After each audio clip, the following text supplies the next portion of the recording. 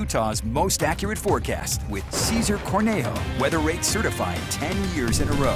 Okay, welcome back, everybody. Cesar, the winds today pretty strong.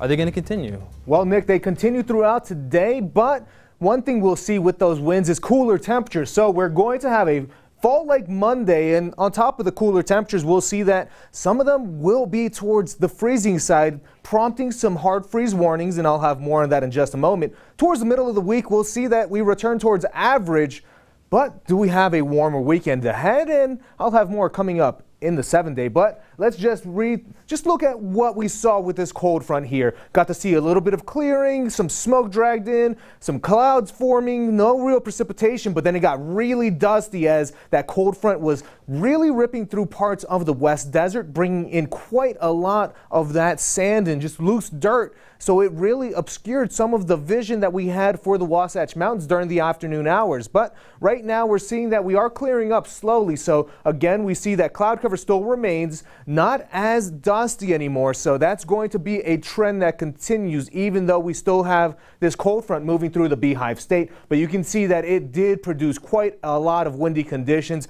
We just saw a moment ago that a lot of us were seeing wind speeds still in the teens and 20s around northern Utah, southern Utah, and even central Utah.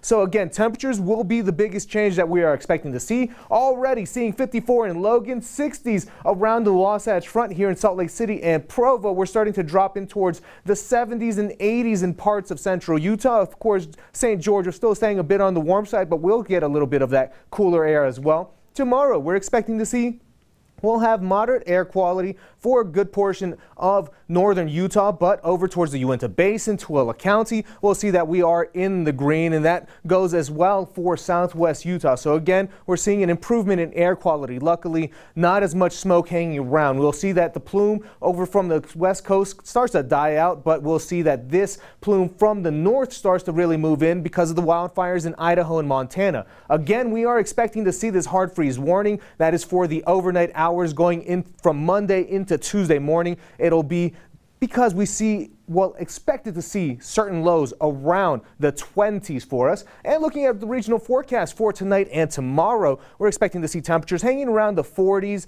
and even some 50s for a few areas in southern Utah. One area that'll see some temperatures hanging around the 80s going into the beginning of the work week will be St. George. So as we continue to see that we have temperatures hanging around the 90s after that, we really start to see that we trend towards our averages. But for the Wasatch Front, we're expecting to also see a little bit of a cool down, 64 degrees tomorrow. So if you run a little bit on the cool side, you may want a sweater and probably some layers, because by the time we get towards midweek, we'll start to warm right back up towards the 80. Nick, Wes, we get a taste of fall, but it's not fully here just yet.